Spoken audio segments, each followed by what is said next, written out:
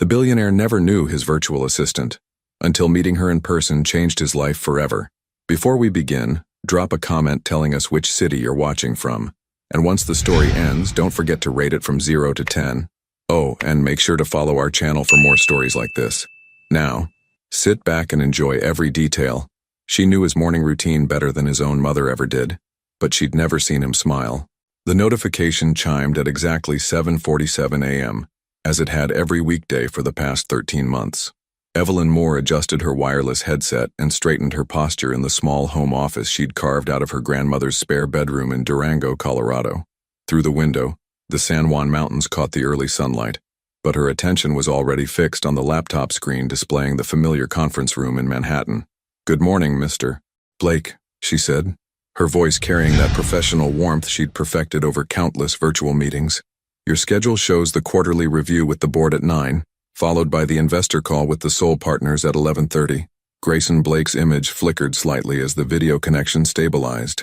Even through the digital medium, his presence commanded attention.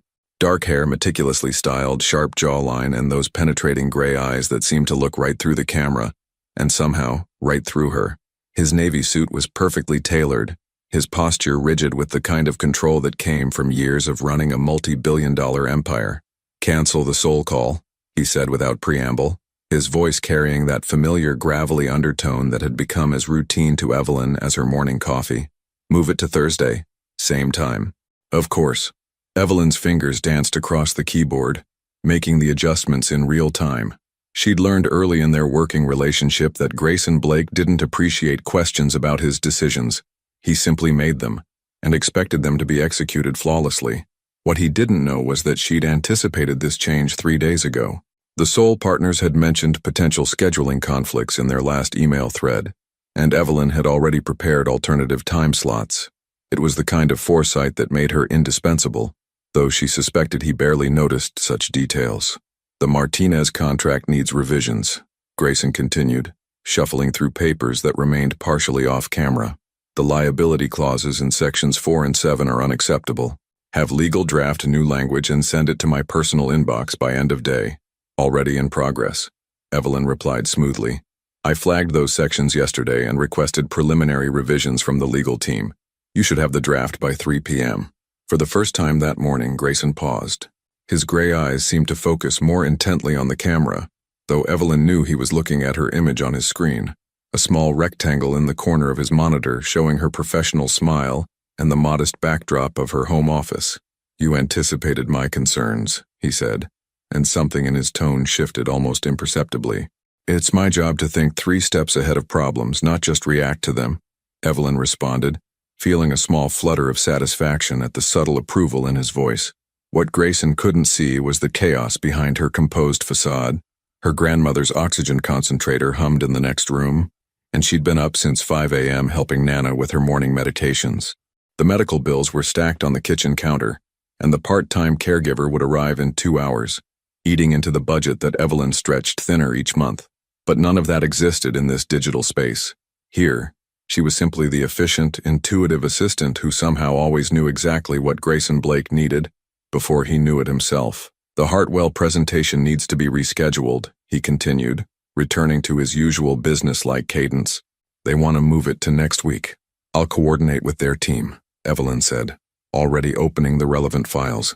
"Should I prepare the backup presentation we discussed for the Thompson acquisition instead?" Another pause. Longer this time. "You remember that conversation? From 3 weeks ago during the quarterly planning session. You mentioned wanting a secondary option in case the Hartwell timing didn't align with the market conditions." Evelyn kept her voice matter-of-fact, though something warm flickered in her chest at his surprise. The truth was, she remembered everything about their conversations. Every subtle change in his tone when he was frustrated. Every slight pause when he was considering a difficult decision. Every rare moment when something she said prompted that brief, almost smile that never quite reached his eyes. She'd studied him through the screen for over a year, learning his patterns, his preferences, his unspoken needs. He was methodical, brilliant, and utterly isolated. Even in their daily interactions, she sensed a profound loneliness that he carried like armor. "Ms. Moore," Grayson said suddenly, using her surname in that formal way that somehow managed to sound both distant and intimate. Your contract comes up for renewal next month." Evelyn's heart skipped. "Yes, sir. I'll be recommending a substantial increase in your compensation. Your anticipatory abilities have proven valuable." The compliment was delivered in his typical, understated manner, but Evelyn felt warmth spread through her chest. In Grayson Blake's world of corporate efficiency, such recognition was equivalent to a standing ovation. "Thank you, Mr. Blake. That means a great deal." For a moment, silence stretched between them across the digital divide. Evelyn found herself studying his face on the screen, noting the slight tension around his eyes, the way his fingers drummed silently against the conference table. She'd learned to read these subtle signs, indicators of stress, fatigue, or the restless energy that seemed to consume him during the quieter moments. "Is there anything else you need this morning?" she asked gently, using the tone she'd learned could sometimes coax him into sharing more than just business requirements. Grayson's eyes seemed to focus on the camera again, and for just an instant Evelyn imagined she saw something vulnerable flicker across his features. "No," he said finally, "that will be all for now." But as the call ended and his image disappeared from her screen, Evelyn remained staring at the blank video window. Somewhere in Manhattan, Grayson Blake was sitting alone in his pristine conference room, surrounded by the empire he'd built, but had no one to truly share it with. And somewhere in Colorado she was doing the same thing, building a life of careful efficiency around a loneliness that no video call could quite bridge. Neither of them realized how much they'd both been waiting for something more than just a voice through the speakers. But some connections run deeper than fiber optic cables, and sometimes the most profound encounters happen when you least expect them. The email arrived on a Tuesday, but it would change everything by Friday. 3 weeks had passed since Grayson Blake's unexpected compliment about her contract renewal, and Evelyn had settled into the comfortable rhythm of their professional dance. Morning briefings at 7:47 a.m. sharp, midday check-ins when his schedule allowed, and the occasional late evening call when urgent matters arose. Each interaction was precise, efficient, and layered with the kind of unspoken understanding that had developed between them like a secret language. Evelyn was reviewing quarterly reports in her small office when the notification chimed. Not the familiar sound of their scheduled video call, but the more mundane ping of an internal company email. She glanced at the sender, Human Resources, Blake Technologies. That was unusual. HR communications typically went through Grayson's executive assistant pool in Manhattan, not directly to remote contractors like herself. She opened the message, expecting some routine policy update or benefits notification that didn't quite apply to her situation. Instead, she found something that made her read the text 3 times before the words fully registered. Subject: NYC Integration Week. Team Lead Invitation. Dear Ms. Moore, you have been selected to participate in Blake Technologies Quarterly Integration Week, scheduled for October 15, 19 in New York City. This invitation extends to senior team leads and key personnel for strategic planning sessions, departmental alignments, and executive briefings. Your flight and accommodation details are attached. Please confirm your attendance by October 10th. The Executive Planning Committee looks forward to your participation. Best regards, Diana Westbrook. Senior HR Director Evelyn stared at the screen, her coffee growing cold in her hands. Team lead, executive briefings. There had to be some mistake. She was a remote contractor, not a senior executive. She worked from a spare bedroom in Colorado, not a corner office in Manhattan. Her phone buzzed with an incoming call. Grayson's number appeared on the display, their afternoon check-in, right on schedule. "Good afternoon, Mr. Blake," she said, accepting the video call and watching his familiar figure appear on her screen. Today he wore a charcoal gray suit that made his eyes look almost silver, and there was something different in his posture, a tension she couldn't quite identify. "Ms. Moore." His voice carried its usual professional tone, but she detected an undercurrent of something else. Irritation, uncertainty. "I assume you've received the HR communication." "I have, but I think there's been some confusion." "I'm not—" "There's no confusion." Grayson's interruption was swift, definitive. The invitation was issued correctly. Evelyn blinked, studying his face through the screen. "I don't understand. I'm a remote contractor, not a team lead. I've never even been to your offices." For a moment, Grayson's carefully controlled expression seemed to falter. He looked down at something off camera, then back at the lens with that intense focus she'd grown accustomed to, except now it felt different, more personal somehow. Your contributions to this company extend far beyond your official title, he said carefully. The strategic insights you've provided, the operational improvements you've suggested, the anticipatory problem-solving you've demonstrated. The executive team has taken notice. The executive team? Evelyn felt heat rising in her cheeks. The idea that her work had been discussed in boardrooms, evaluated by people whose names appeared in Forbes magazine, was both thrilling and terrifying. Your analytical approach to the Martinez contract saved us 3 weeks of negotiations, Grayson continued. Your restructuring suggestions for the sole partnership increased efficiency by 40%, and your preliminary assessment of the Thompson acquisition, he paused, seeming to choose his words carefully. It was more insightful than reports from analysts we pay 6 figures annually. Evelyn's mind raced. Those hadn't felt like major contributions, just natural extensions of her job, ways to make Grayson's day run more smoothly. She'd never considered that her suggestions were being implemented beyond their daily interactions. I had no idea my input was being used at that level, she said quietly, because you never asked for credit. Something in Grayson's tone softened almost imperceptibly.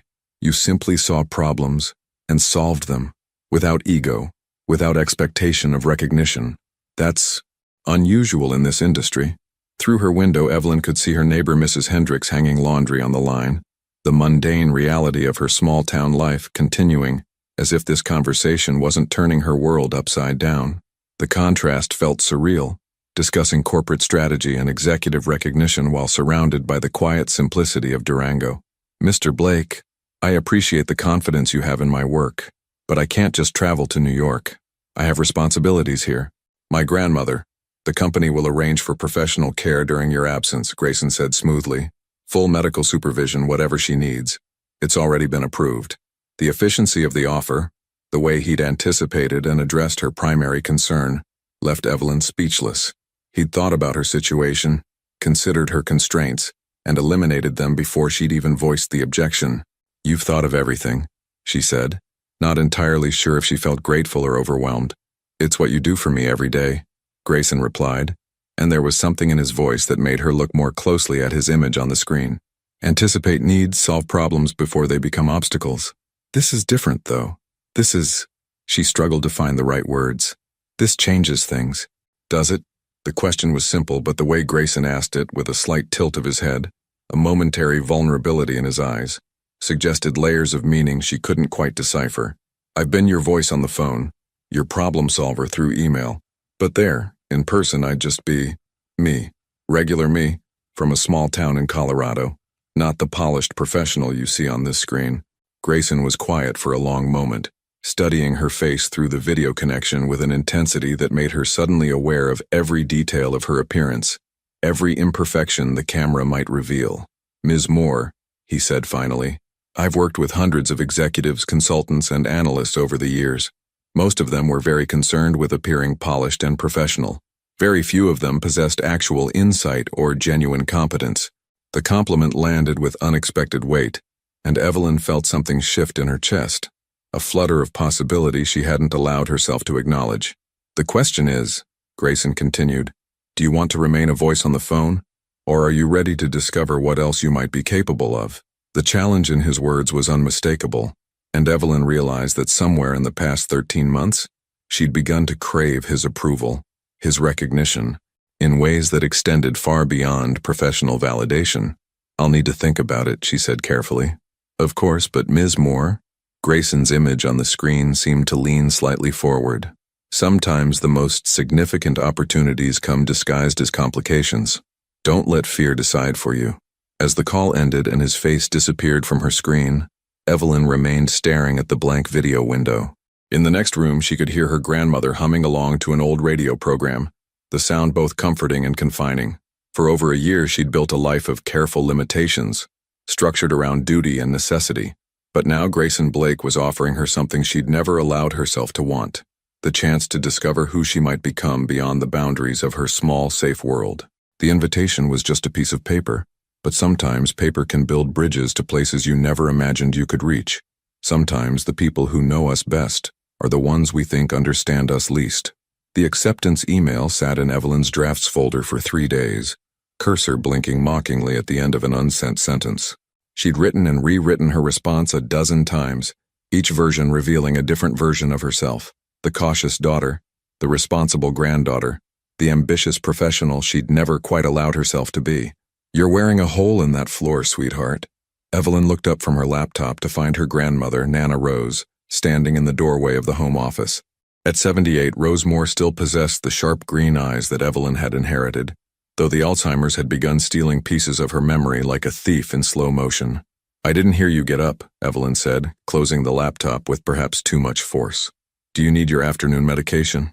"What I need," Rose said, settling into the worn armchair that had migrated into the office over the past year, "is for you to stop treating me like I'm made of glass. I may be losing my mind in pieces, but I'm not blind. You've been pacing around this house like a caged cat for days." Evelyn felt the familiar tightness in her chest that came whenever Nana Rose had one of her lucid moments, a bittersweet reminder of the sharp, intuitive woman who had raised her after her parents' accident. These moments of clarity were becoming rarer, which somehow made them both more precious and more painful. "It's just work stuff," Evelyn said, but she could feel her grandmother's penetrating gaze, the same look that had seen through every childhood excuse and teenage rebellion. "The kind of work stuff that has you staring at plane tickets on your computer at 2 in the morning?" Evelyn's cheeks flushed. She'd forgotten how thin the walls were in the old house, how her grandmother's room was right next to the office. "You were awake? Insomnia's about the only thing the Alzheimer's hasn't taken yet," Rose said with a dry humor that was purely her own. "That and my ability to know when my granddaughter is scared of something she wants." The observation hit closer to home than Evelyn was prepared for. She opened the laptop again, staring at the email that had consumed her thoughts for the better part of a week. "They want me to come to New York," she said quietly, "for a business conference. My employer thinks I should attend." "Your employer." Rose's tone carried the same subtle skepticism she'd perfected during Evelyn's teenage years. "This would be the man whose voice I hear through these walls every morning, the one you've never met in person?" "Mr. Blake, yes, and it's not what you think." "What I think," Rose said, settling back in the chair with the satisfied air of someone who'd successfully opened a conversation she'd been waiting to have, "is that you've been hiding behind this computer for over a year, using me as an excuse to avoid taking any risks. I'm not hiding, I'm being responsible. You need care, the medical bills. The medical bills will be here whether you're in Colorado or New York," Rose interrupted gently. "But opportunities like this? Those don't wait around for convenient timing." Evelyn felt tears prick at the corners of her eyes. "Nana, I can't just leave you. What if something happens? What if you have an episode and I'm not here?" Rose was quiet for a long moment, studying her granddaughter with the kind of maternal intuition that transcended the disease slowly claiming her mind. "Evelyn Marie Moore," she said finally, using the full name that always meant serious conversation was ahead. "I've been living with this diagnosis for 2 years. I know what I'm facing, and I know what I'm asking of you by letting you take care of me. You're not asking, I want to, but I also know," Rose continued, "that I didn't raise you to make yourself small out of fear. Your parents didn't sacrifice everything to give you opportunities just so you could hide in a spare bedroom in Durango for the rest of your life." The mention of her parents, killed in a car accident when Evelyn was 19, brought the familiar ache to her chest. They'd been driving to her college graduation when it happened, eager to see their daughter walk across the stage with her computer science degree. "This isn't about them," Evelyn said, but even as she spoke the words, she knew they weren't entirely true. "Isn't it?" Rose's voice was gentle but insistent. "You came back here after the accident, put your dreams on hold to take care of me, and I've watched you build a smaller and smaller life ever since, convincing yourself it's about duty and responsibility." "It is about responsibility. Honey, there's a difference between being responsible and being afraid to live." The words hung in the air between them, and Evelyn felt something crack open in her chest, a space she'd kept carefully sealed for years. "What if I'm not good enough?" The admission came out smaller than she'd intended. "What if I get there and realize I'm just a small-town girl who's good at answering emails? What if he sees me in person and realizes he made a mistake?" Rose's expression softened, and for a moment, she looked exactly like the grandmother who had bandaged scraped knees and chased away nightmares. "Oh, sweetheart, what if you get there and realize you're capable of more than you ever imagined?" That evening, Evelyn found herself on the back porch, laptop balanced on her knees as she video called Grayson for their weekly strategy session. The October air was crisp, carrying the scent of changing leaves and the promise of winter in the mountains. "You're outside tonight," Grayson observed, and she noticed his usual stoic expression soften slightly as he took in the natural backdrop behind her. "Sometimes I think better with fresh air," she said, though the truth was she'd needed space to think, distance from the walls that had begun to feel more like barriers than protection. "Have you made a decision about the integration week?" His question was carefully neutral, but Evelyn had learned to read the subtle tension in his shoulders, the way his fingers drummed silently against his desk when he was waiting for news he wasn't sure he wanted to hear. "I have," she said, and took a breath that felt like stepping off a cliff. "I'll be there." Something shifted in Grayson's expression, relief, perhaps, or anticipation. For just a moment his controlled facade slipped, and she caught a glimpse of something more personal, more vulnerable. "Good," he said simply, but the single word carried weight that felt disproportionate to their professional relationship. "Mr. Blake," Evelyn said, surprising herself with her boldness, "can I ask you something?" "Of course. Why does this matter to you? My being there, I mean. You could have any consultant, any analyst. Why does it matter whether I show up in person?" Grayson was quiet for a long moment, his gray eyes focused on something off camera before returning to meet hers through the screen. "Because," he said finally, "I've spent the last year working with someone who sees solutions I miss, who anticipates problems I don't even know are coming, and I'd like to meet the person behind that mind." The honesty in his admission caught Evelyn off guard, and she felt heat rise in her cheeks. "You might be disappointed," she said softly. "I seriously doubt that," Grayson replied, and something in his tone made her believe for the first time that maybe her grandmother was right. Maybe the biggest risk wasn't in going, maybe it was in staying safely hidden behind a screen forever. She'd packed her entire life into one suitcase, but she had no idea she was about to unpack a completely different version of herself. LaGuardia Airport buzzed with the kind of controlled chaos that existed nowhere else in Evelyn's small-town experience. The cacophony of announcements, rolling luggage, and overlapping conversations in a dozen languages created a sensory overload that made her grip her carry-on handle tighter than necessary. She'd been awake since 4 a.m. Mountain Time, checking and rechecking her flight details, her hotel confirmation, the detailed itinerary that had appeared in her inbox, with the kind of precision she'd come to associate with anything involving Grayson Blake. Every detail had been handled: first-class tickets, a suite at the Meridian Hotel, transportation arrangements that included a black car service she'd only seen in movies. Standing in the baggage claim area, Evelyn felt simultaneously overdressed and underprepared. She'd chosen her best professional outfit, a navy blazer and matching skirt that had seemed appropriate in her bedroom mirror in Colorado, but now felt provincial among the sleek, expensive clothes worn by the New Yorkers moving purposefully around her. "Ms. Moore?" She turned to find a man in a dark suit holding a small sign with her name. He was perhaps 50, with graying temples and the kind of bearing that suggested military background. "I'm Vincent Torres, your driver. Mr. Blake arranged for me to take you to the hotel." Even the car service knew more about her arrangements than she did. As they walked toward the exit, Evelyn wondered not for the first time if she was in over her head. The ride into Manhattan was a revelation. Vincent proved to be an unexpectedly engaging companion, pointing out landmarks and sharing bits of city history with the pride of a native New Yorker. But it was the view of the skyline that took Evelyn's breath away, the vertical landscape of dreams and ambition that she'd only seen in photographs. "First time in the city?" Vincent asked, glancing at her through the rearview mirror. "Is it that obvious?" "You've got that look." "Same one, mister. Blake had when he first came here from Seattle about 15 years ago. All wide eyes and determination." The comparison to Grayson surprised her. She'd always imagined him as someone who'd been born to this world of towering buildings and corporate power. He wasn't always a New Yorker? Nah, he was just another tech genius with big ideas back then. Took him a while to find his footing, but once he did, Vincent shrugged. "Well, you've seen what he built?" The Meridian Hotel was everything the company's travel department had promised. Understated luxury that whispered wealth rather than shouting it. Evelyn's suite overlooked Central Park, and she spent several minutes standing at the floor-to-ceiling windows, watching joggers and dog walkers navigate the paths far below. Her phone buzzed with a text message from an unknown number. "Welcome to New York. Integration meetings begin tomorrow at 9 a.m.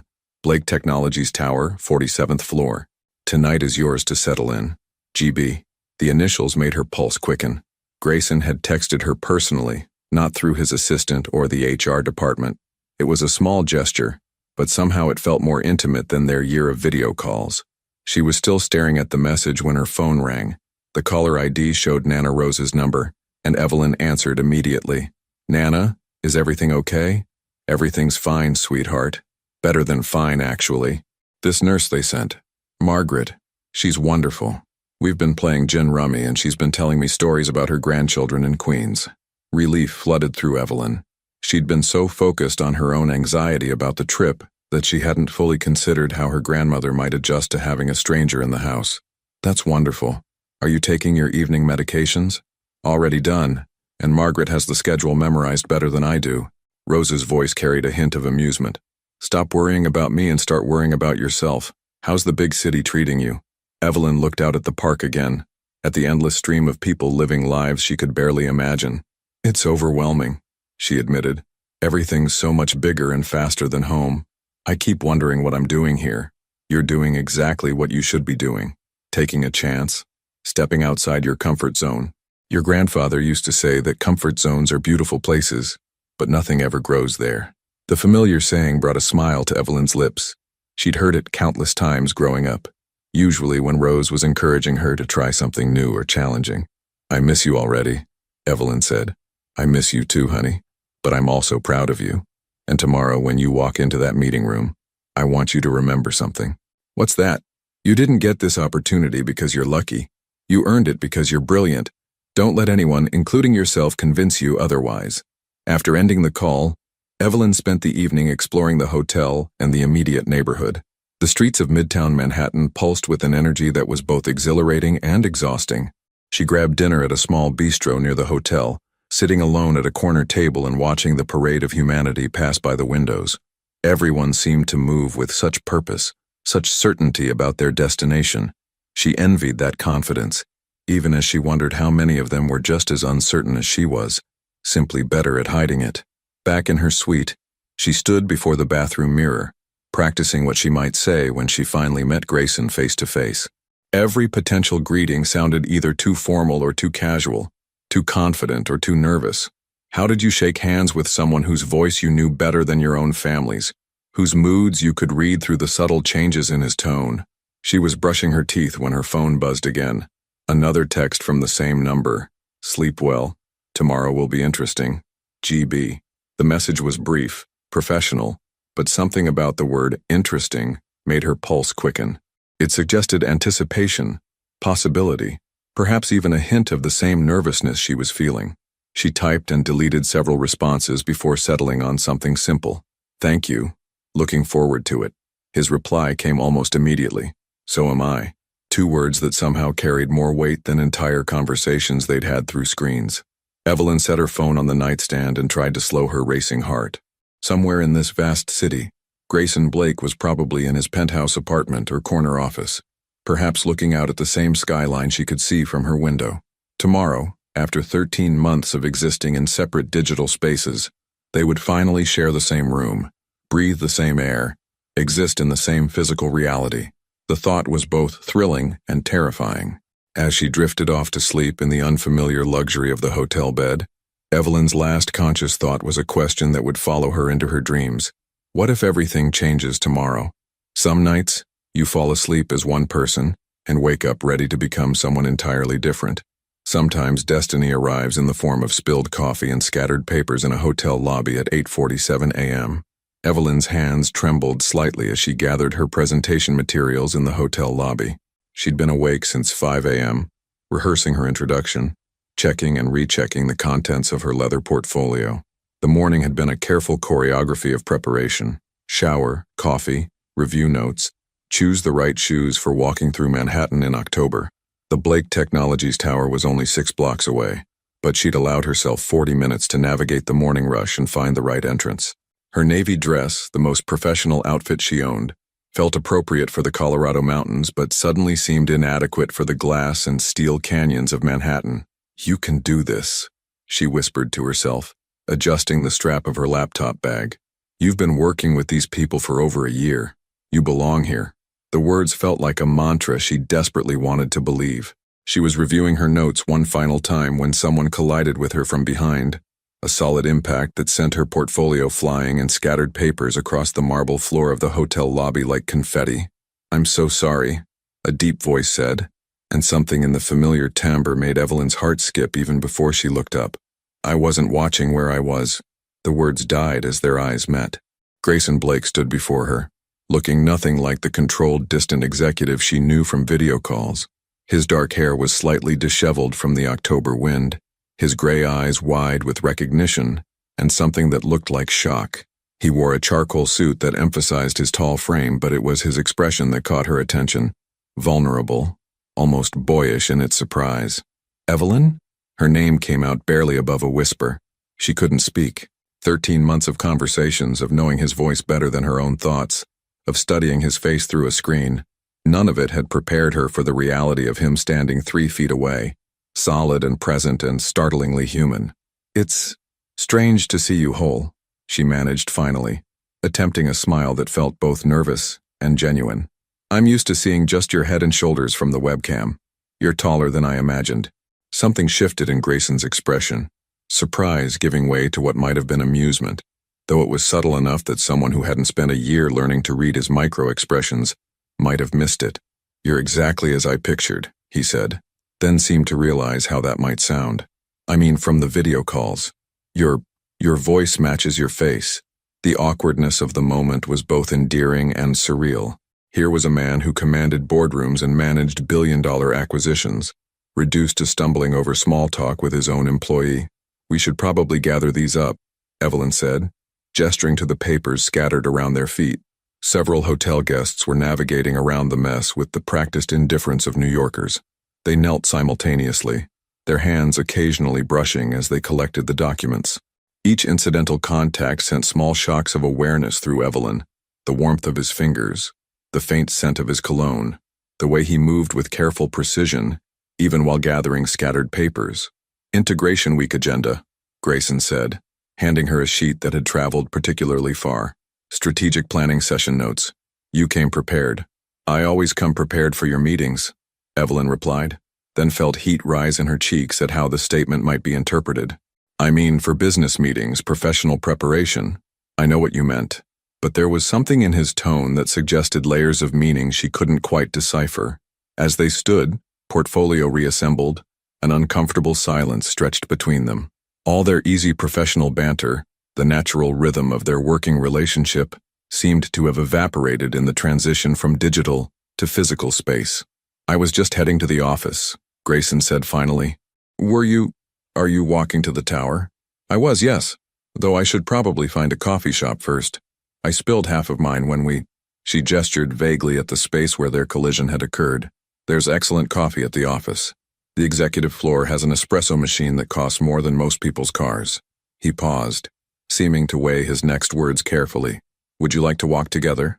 I could show you the route. The offer was casual, practical, but something in the way he asked made it feel significant. A bridge between their virtual professional relationship and whatever this new dynamic might become.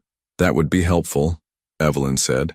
I confess I'm still getting used to navigating the city.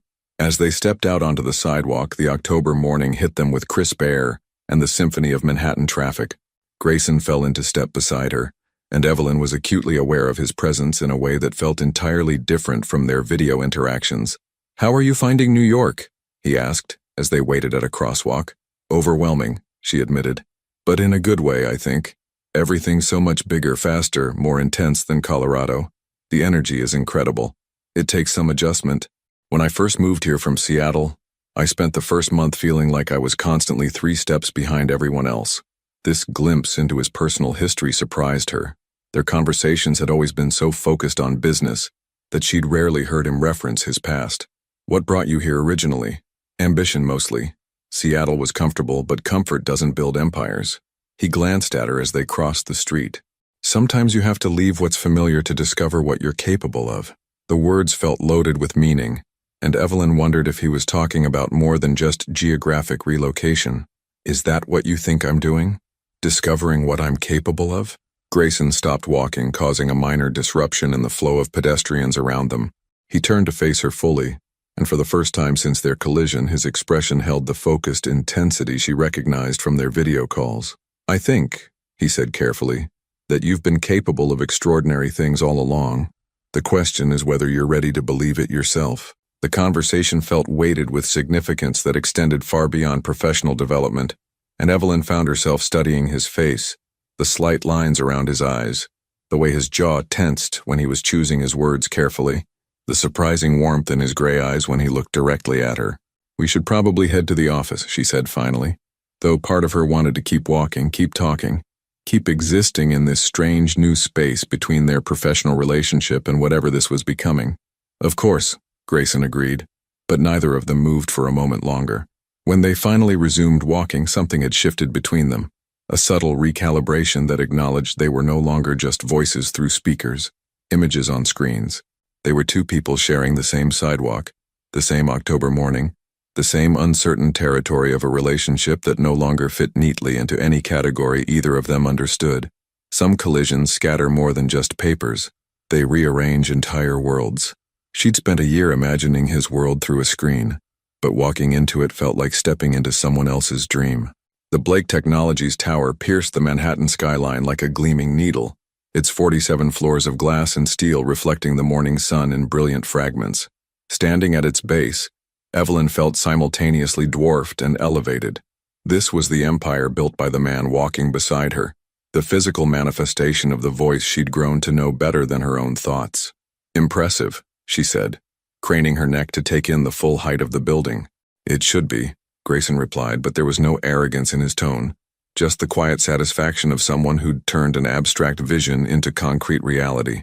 "Every floor represents a different division, different dreams made tangible. The medical AI research happens on floors 30 through 35.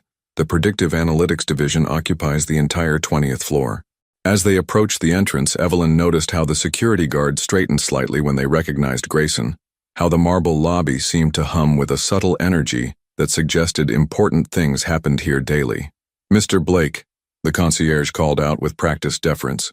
"Good morning, sir. The Integration Week participants are gathering on the 47th floor. Thank you, Marcus." Grayson's acknowledgement was brief but warm, the kind of measured kindness that suggested he knew the names of everyone who worked in his building. The elevator ride to the executive floor was a study in controlled tension. Evelyn found herself hyper-aware of the small space they shared, the way Grayson's cologne mixed with the faint scent of expensive leather and steel. When she caught her reflection in the polished elevator walls, she looked professional enough, but she could see the nervousness in her own eyes. "The other participants," she said, breaking the silence. "How many people will be there?" 12, including you. Division heads, senior analysts, a few key contractors like yourself." Grayson's gray eyes met hers in the elevator's reflection. "Though I should mention, you're the only remote employee who's been invited to participate at this level." The information landed with unexpected weight. "Why?" "Because," Grayson said as the elevator slowed to their floor, "your insights consistently surpass those of people with twice your experience and 3 times your formal credentials." The elevator doors opened to reveal a reception area that looked more like the lobby of a luxury hotel than a corporate office. Floor-to-ceiling windows offered a panoramic view of Manhattan, and the furniture was arranged in conversation clusters that suggested both formality and comfort. "Evelyn Moore, I presume?" A woman in her early 50s approached them, her silver hair impeccably styled, her handshake firm and assessing. She wore the kind of tailored suit that whispered expensive without shouting it. "I'm Diana Westbrook, Senior HR Director. We've corresponded via email. Ms. Westbrook, pleasure to meet you in person." Evelyn tried to match the woman's professional confidence, though she felt like she was performing a role she hadn't quite learned yet. "The pleasure is mine. Your preliminary analysis of the Thompson acquisition was remarkable, saved us from what could have been a very costly mistake." Diana's smile was genuine, and Evelyn felt some of her nervousness ease. "Grayson speaks very highly of your work." The use of his first name surprised Evelyn. In their year of professional interaction, she'd never heard anyone address him as anything other than Mr. Blake or Sir. "I should introduce you to the other participants," Diana continued. "Coffee and pastries are set up in the conference room, and we'll begin with opening remarks in about 20 minutes. As Diana led them toward a set of double doors, Grayson touched Evelyn's elbow lightly, a brief contact that sent an unexpected jolt of awareness through her. "You'll be fine," he said quietly, meant only for her ears. "Remember, you belong here." The conference room was a testament to corporate elegance, a long table made of polished wood that probably cost more than Evelyn's annual salary, surrounded by leather chairs that looked like they belonged in a private club. The far wall was entirely glass, offering a view that stretched to the Hudson River. The other participants were already mingling, their conversations creating a low buzz of professional networking. Evelyn recognized some names from email signatures and meeting invitations, but seeing them in person created a new layer of intimidation. These were people who commanded seven-figure budgets, who made decisions that affected thousands of employees. Evelyn, a man in his early 40s, approached with an extended hand and a warm smile. Jason Kellerman, West Coast Operations. I've been looking forward to meeting the genius behind the Soul Partnership restructuring. That's very kind, but it was really just a matter of looking at the logistics from a different angle. Different angle? Jason laughed. You identified inefficiencies that our entire consulting team missed. That's not a different angle. That's a different dimension of thinking. More introductions followed, each accompanied by specific references to her work that she'd assumed had been minor contributions to larger projects. It was becoming clear that her input had been far more influential than she'd realized, that recommendations she'd made to Grayson had rippled through the entire organization. Ladies and gentlemen, Diana called out, if we could take our seats, we'll begin with Mr. Blake's opening remarks. Evelyn found herself seated 3 chairs down from the head of the table, close enough to see Grayson clearly, but far enough away to maintain professional distance. As he stood to address the group, she was struck again by the transformation from the man she'd collided with in the hotel lobby to this commanding presence who could capture a room's attention with his mere posture. Integration Week, Grayson began, represents our quarterly opportunity to align strategy with execution to ensure that our individual divisions are working toward unified goals rather than parallel objectives. His voice carried the same authoritative tone she knew from their video calls, but seeing him command the room in person added layers of charisma she'd never experienced through a screen. This quarter, we're particularly focused on predictive analytics and their application to our medical AI initiatives. The future of healthcare lies not just in treating illness, but in anticipating it, preventing it, revolutionizing the entire paradigm of patient care. As he spoke, Evelyn found herself studying the other participants' faces, noting how they hung on his every word with the kind of attention usually reserved for prophets or rock stars. This was Grayson Blake in his element, and the effect was magnetic. Our success in these initiatives will depend not just on technological innovation, but on human insight, the ability to see patterns where others see chaos, to identify opportunities where others see obstacles. His eyes met hers briefly across the table. Some of our most valuable insights this quarter have come from unexpected sources, reminding us that innovation often emerges from the intersection of different perspectives.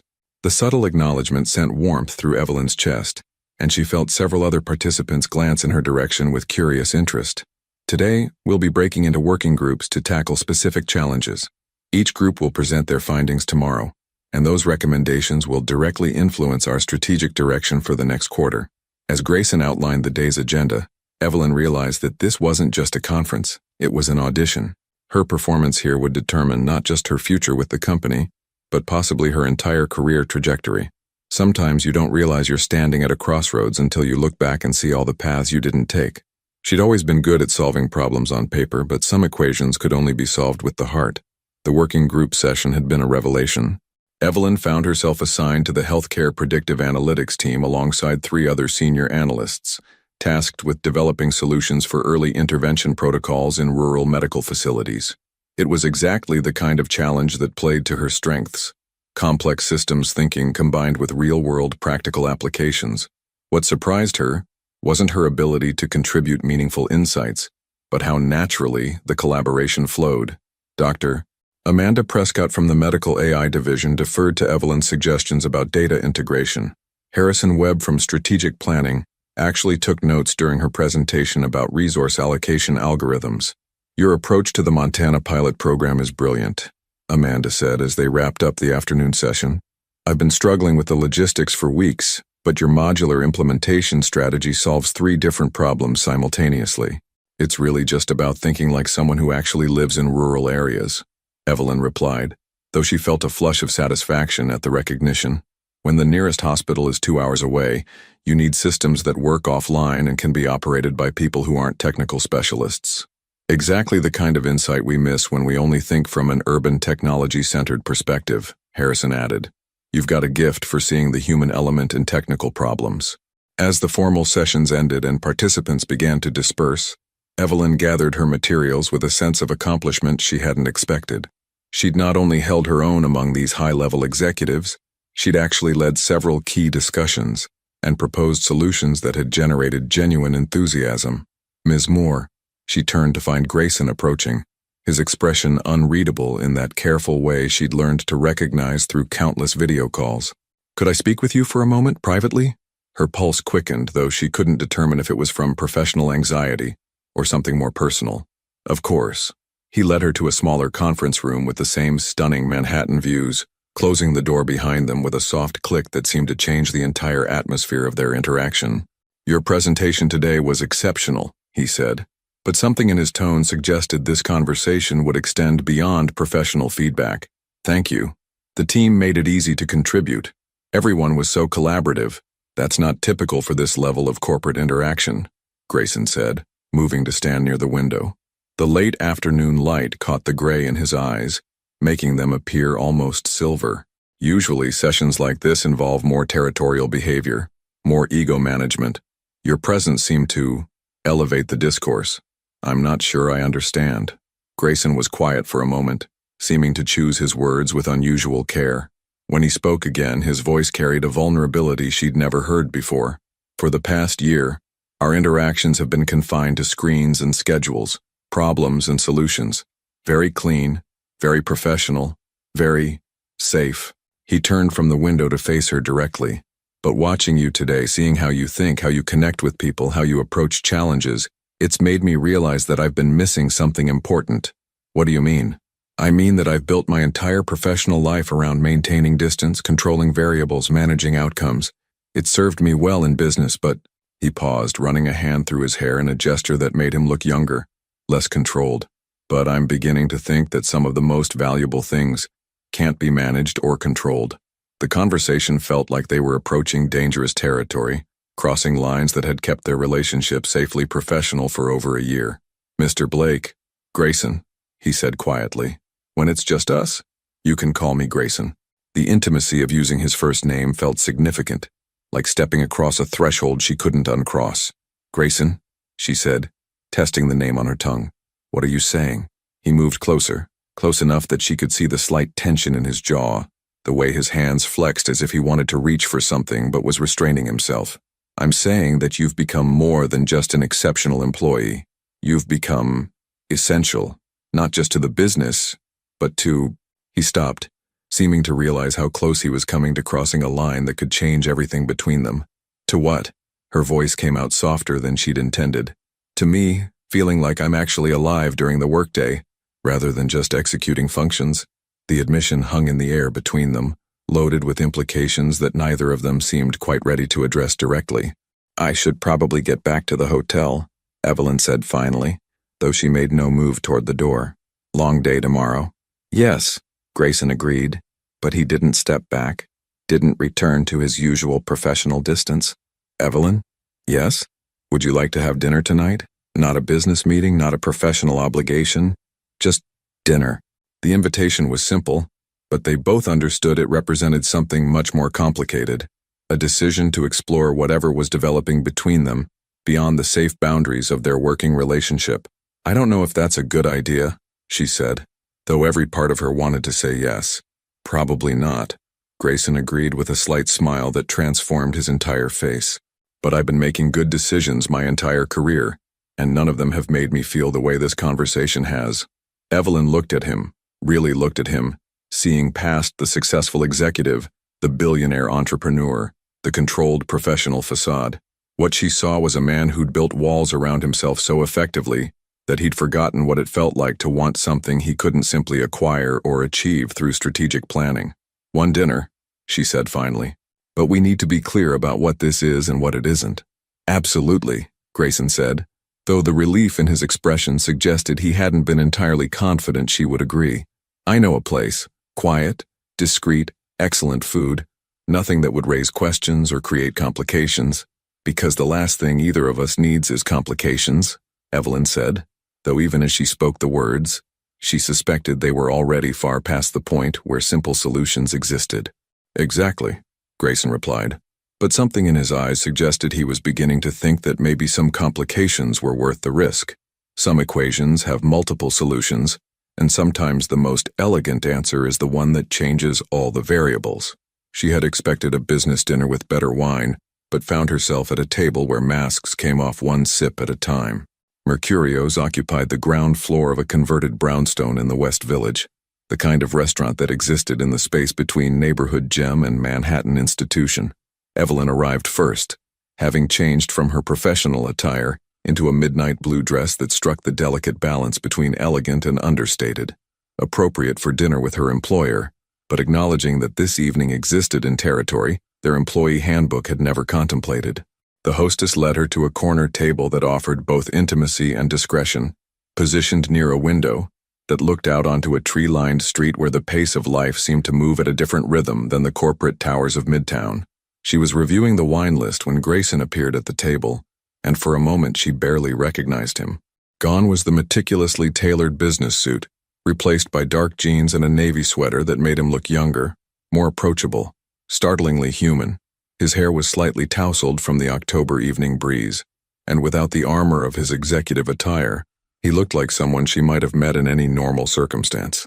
"You look beautiful," he said as he sat down, and the compliment was delivered with such straightforward sincerity that it bypassed her professional defenses entirely. "Thank you," she replied, feeling heat rise in her cheeks. "You look different. Good different. Different how?"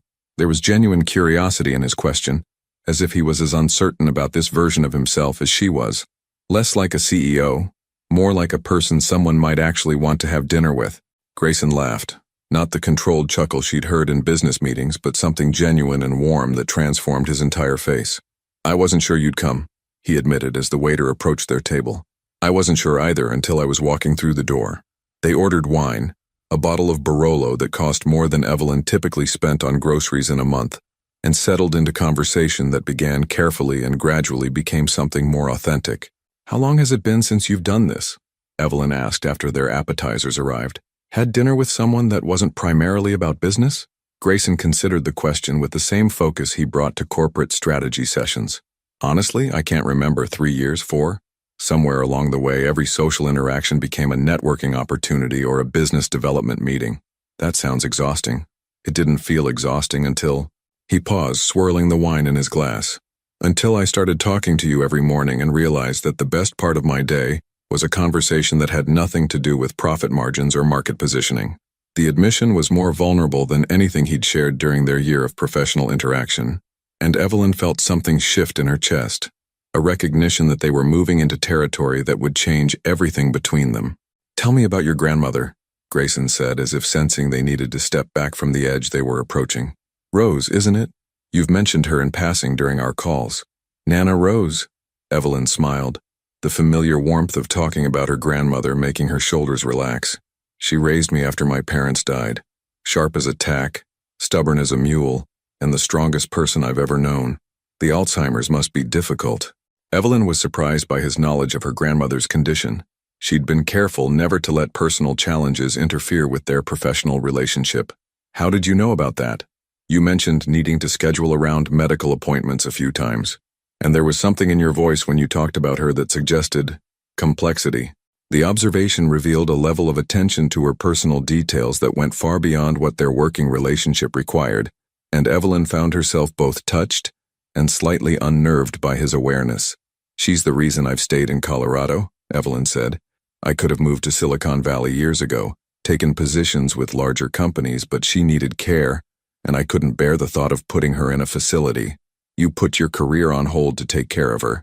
I put my ambitions on hold to take care of family. There's a difference." Grayson was quiet for a moment, studying her face with an intensity that made her feel exposed in ways that had nothing to do with the revealing nature of their conversation. "What?" she asked finally. "I was just thinking that I've spent the last 15 years building a company, acquiring assets, expanding market share, and I've never once made a decision based on love rather than logic. That's not necessarily a bad thing. Your logic built an empire. My logic built a very successful, very profitable, very lonely empire." His gray eyes met hers across the table. Watching you today, seeing how you think about problems, how you consider the human element in every solution, it made me realize that maybe I've been optimizing for the wrong variables. The wine, the intimate setting, the way the candlelight softened the sharp edges of his features, all of it was conspiring to make this feel less like dinner with her employer and more like a date with someone who genuinely intrigued her. "Grayson," she said carefully, "what are we doing here?" He set down his wine glass, his expression becoming serious in a way that reminded her of moments during their video calls when he was preparing to make a difficult decision. "I don't know," he said finally. "I know what we should be doing, which is maintaining professional boundaries and pretending that working together for a year hasn't created something that feels important in ways I don't entirely understand. And what are we actually doing? We're sitting in a restaurant drinking excellent wine and having the kind of conversation that's going to make it impossible to go back to our usual professional dynamic." The acknowledgement hung between them like a bridge they could choose to cross or turn away from. "That scares me," Evelyn admitted. "It terrifies me," Grayson replied. "I've built my entire adult life around controlling outcomes, managing risks, making calculated decisions, but this," he gestured at the space between them, "this feels like stepping off a cliff and hoping someone built a bridge while I wasn't looking." "Maybe that's not always a bad thing," Evelyn said softly. "Maybe some of the best things in life require a leap of faith. Is that what you're willing to do? Take a leap of faith?" The question felt loaded with possibility and danger in equal measure. Evelyn looked at this man who'd been a voice through speakers for over a year, who was now sitting across from her looking vulnerable and hopeful, and entirely too appealing for her peace of mind. "I don't know," she said honestly, "but I know I don't want this evening to end." Sometimes the most important conversations happen in the spaces between what you plan to say and what your heart insists on revealing. She thought she knew him from a year of conversations, but it took one walk through Central Park to realize she'd only seen the surface. The wine had lasted through dessert, the conversation flowing with an ease that surprised them both. When Grayson suggested a walk through Central Park to clear our heads before tomorrow's presentations, Evelyn knew it was an excuse to extend an evening that neither of them was ready to end. The October night was crisp, but not cold, and the park's winding paths were illuminated by vintage street lamps that created pools of warm light in the gathering darkness. They walked slowly, their pace unconsciously synchronized, maintaining a careful distance that acknowledged the electricity crackling between them without surrendering to it entirely. "Tell me something about yourself that's not in your corporate biography," Evelyn said as they passed the reservoir, its still water reflecting the city lights like scattered diamonds. "That's a dangerous question," Grayson replied, but there was humor in his voice. "Most of my interesting stories involve spectacular failures that don't make it into Forbes profiles. Those are exactly the stories I want to hear." He was quiet for a moment, seeming to decide how much truth this evening could handle. "When I was 26, I spent my entire savings, everything, on a startup that was going to revolutionize online education. Brilliant technology, innovative approach, absolutely terrible execution." He shook his head at the memory. "I lost everything. Had to move back in with my parents in Seattle, take a job at a tech support call center to pay off my credit cards. What happened? I learned that brilliance without wisdom is just expensive stupidity. That innovation without understanding your market is masturbation, not business." His voice carried the kind of hard-earned wisdom that only comes from genuine failure. "But mostly, I learned that failure doesn't kill you. It just shows you which parts of yourself are actually worth keeping." Evelyn felt something shift in her understanding of him. The man walking beside her wasn't just the successful billionaire she'd known through screens, but someone who'd rebuilt himself from genuine devastation. "Is that why you're so controlled now? So careful about every decision?" "Partly." They paused at a bench overlooking the park's great lawn, the space stretching out before them like a green oasis in the urban canyon. "But also because success can be as isolating as failure. When you have resources, it becomes difficult to know whether people are interested in you or what you can provide them. Is that what you think about me?" The question slipped out before she could stop it, more vulnerable than she'd intended. Grayson turned to face her fully, his gray eyes serious in the lamplight.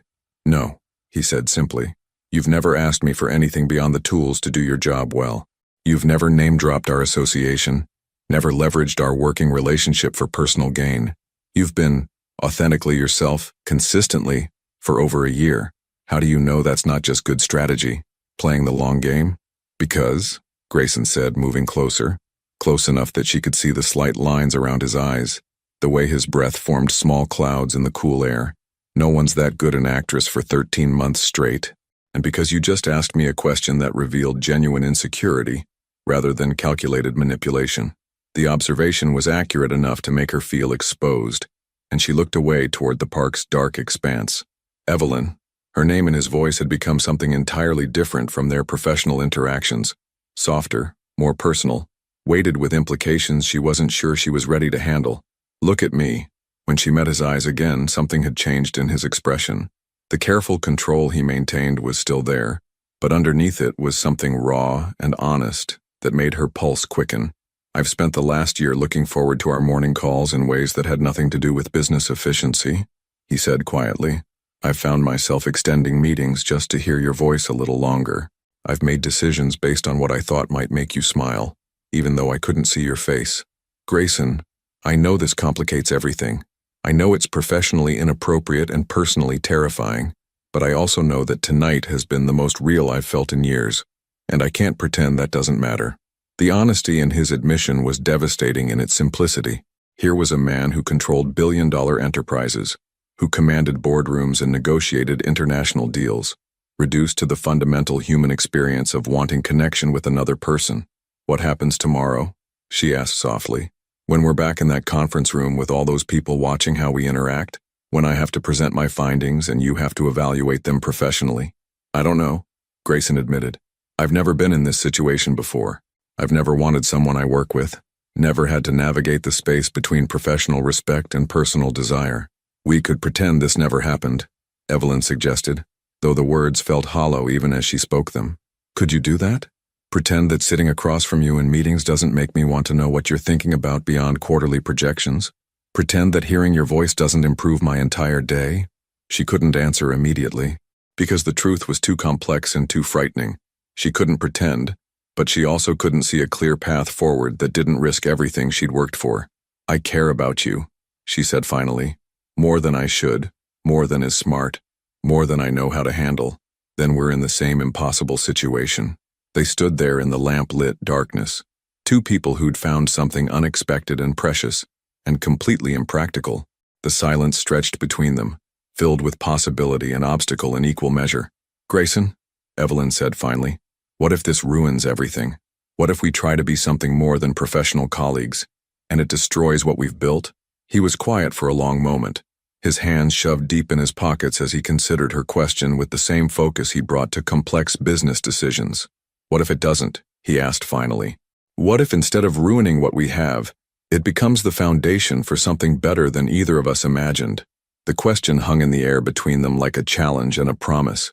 Somewhere in the distance, a police siren wailed through the Manhattan night, reminding them that the world beyond this park bench continued to exist, continued to demand decisions and consequences. I should go back to the hotel, Evelyn said, though she made no move to leave. You should, Grayson agreed, but he didn't step back, didn't return to the safe distance they'd maintained throughout their walk. Tomorrow changes everything, doesn't it? She said. Whatever we decide tonight, whatever happens between us, tomorrow we have to figure out how to exist in the same professional space with all of this between us. Yes, Grayson said simply. Tomorrow changes everything. Some conversations rewrote the rules so completely that you could never go back to playing the game the same way again. She had perfected the art of professional distance, but some equations can only be solved when you're close enough to see the variables trembling. The morning of the final presentations arrived with the kind of gray October sky that seemed to mirror the uncertainty weighing on Evelyn's chest. She'd slept poorly, replaying every moment of the previous evening until the words and touches and unspoken promises had blurred into a confession she wasn't sure she was brave enough to honor in daylight. The conference room filled with the same executives who'd welcomed her so warmly 2 days earlier, but everything felt different now. Every glance from Grayson across the polished table carried weight that had nothing to do with quarterly projections. Every casual comment felt loaded with subtext that only they could decipher. Ms. Moore, Diana Westbrook announced as the morning sessions concluded, your team will present first after lunch, the healthcare predictive analytics proposal.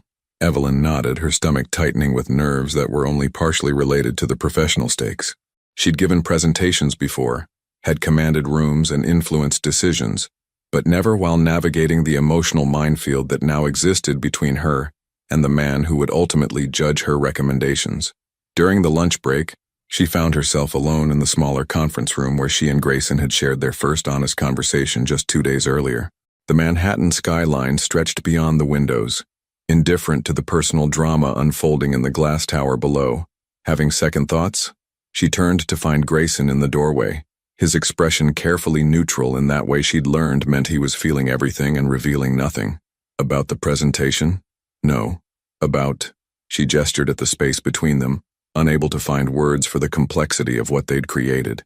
About us, he finished quietly, stepping into the room and closing the door behind him. There is no us, Evelyn said, but the words felt like a lie, even as she spoke them. There's a professional relationship that got complicated by wine and moonlight and temporary insanity. Grayson moved closer, his gray eyes searching her face with an intensity that made her feel transparent. Is that what you think last night was? Temporary insanity? What else could it be? The question came out sharper than she'd intended, edged with fear she was trying desperately to control. You're a billionaire CEO. I'm a contractor from Colorado who works in her grandmother's spare bedroom. We exist in completely different worlds. Do we? Grayson's voice was soft, but there was steel underneath it. Because for the last year, we've shared the same problems, the same solutions, the same morning conversations that became the best part of both our days. That sounds like the same world to me. Professional collaboration isn't the same as personal compatibility, isn't it? He was close enough now that she could see the slight tension in his jaw, the way his hands flexed as if he wanted to reach for her but was restraining himself. You think I don't know who you are beyond our business relationship? You think I haven't noticed how your voice changes when you talk about your grandmother? How you solve problems by thinking about the people they'll affect rather than just the numbers they'll generate? Grayson, please. You think I don't know that you take your coffee with too much cream because you're trying to make it last longer? That you schedule our early calls because it's the only time of day when your grandmother is still sleeping peacefully? That you've been working from a kitchen table for 3 months because you gave up your office space to install medical equipment? Each observation hit like a gentle blow, revealing the depth of attention he'd paid to details she thought she'd kept hidden. How do you know all that? Because I've been paying attention to you for over a year. Not just your work, not just your insights, but you.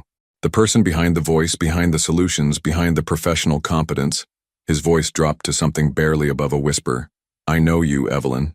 And you know me in ways that no one else does. That doesn't mean we should, what? Feel something real for each other? Want something beyond quarterly reports and strategic planning? The frustration in his voice was raw, unguarded.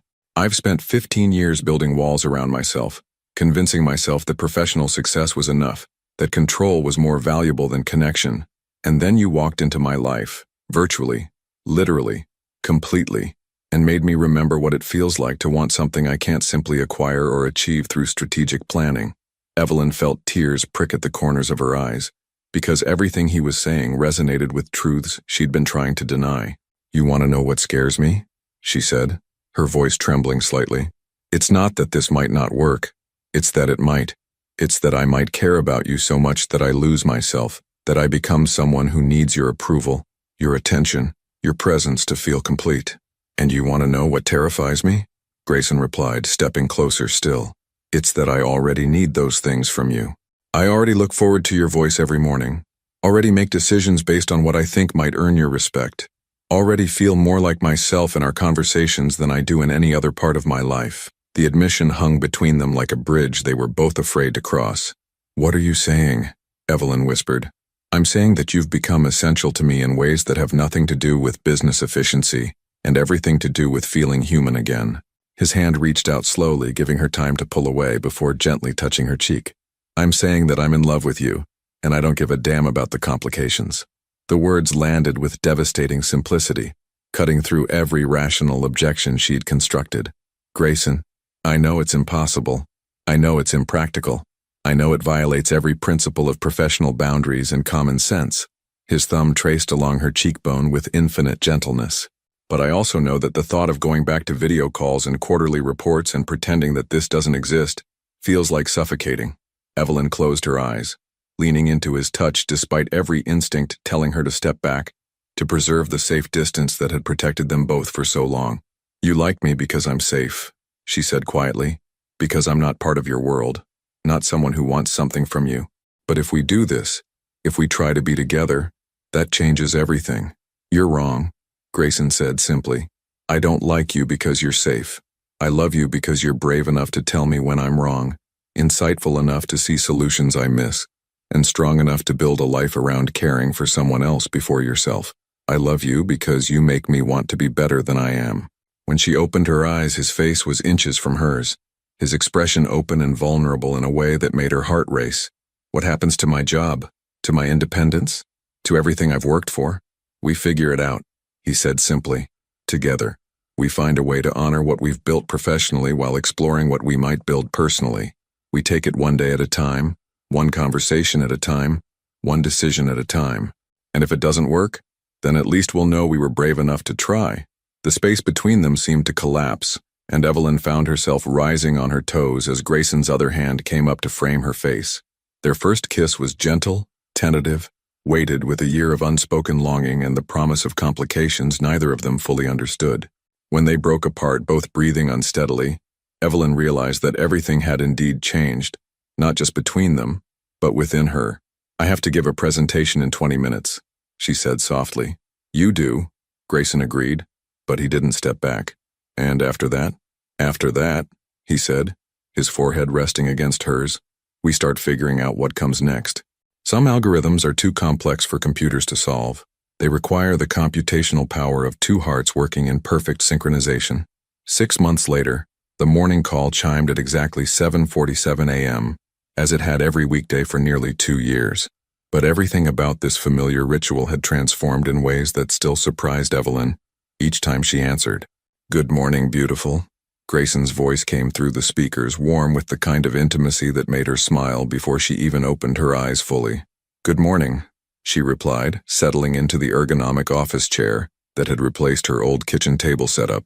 The new home office was bright and spacious, with windows that looked out onto the rolling hills surrounding Denver, rather than the cramped spare bedroom in Durango. How's the Seattle conference treating you? On the laptop screen, Grayson appeared in his hotel room, tie loosened, looking tired but genuinely happy in a way that had become natural over the past months. Productive meetings, terrible coffee, and I miss you, he said simply. How's Nana Rose this morning? Having a good day. Margaret's here early because we're taking her to the new memory care facility for the afternoon program.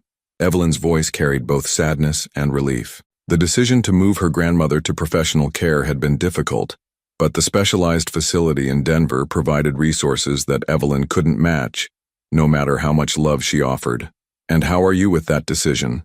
The question demonstrated the kind of attention to her emotional landscape that still took her breath away. Grayson had learned to read not just her professional needs, but the subtle variations in her voice that indicated when she was struggling with something personal. Better each day, she admitted. She's making friends, participating in activities, getting care from people who understand her condition better than I ever could. And she keeps telling me how proud she is that I finally stopped making myself small. Wise woman, your grandmother. She likes you, you know. Calls you that nice young man who made my granddaughter remember how to dream big. Grayson's expression softened in that way that was purely his, the controlled executive facade giving way to something much more personal. Speaking of dreaming big, he said, I have news about the Rural Healthcare Initiative. Evelyn leaned forward, immediately engaged. The project that had emerged from her Integration Week presentation had become her primary focus, a comprehensive program to bring predictive healthcare analytics to underserved communities across the Mountain West. The Montana pilot exceeded every benchmark we set, Grayson continued. Early intervention protocols are up 40%, emergency transfers down 35%, and patient satisfaction scores are the highest we've recorded for any program. That's incredible, Evelyn breathed. What does that mean for expansion? It means, Grayson said with a smile that made him look younger, that the board approved funding for 12 additional sites across Colorado, Wyoming, and Utah, and they want to discuss your proposal for the Native American reservation partnerships. The news was professionally thrilling, but what touched her most deeply was the pride in Grayson's voice.